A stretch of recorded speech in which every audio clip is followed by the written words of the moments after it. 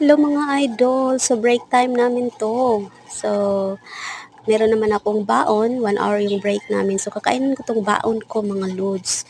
So, yon yung snack ko as you can see is string beans. So, kain tayo mga loads, idol. Yan, masarap yung baon ko kasi gulay yung dala na kasama ng rice. So, kailangan nating kumain para maging healthy tayo palagi. Yung work ko pala is panggabi. So, kailangan ko talagang um, magkain kasi gutom yan. Lalo na kapag gabi kasi yung work mo mga loads is gugutomin ka talaga. Gutom, puyat, antok. So, yan.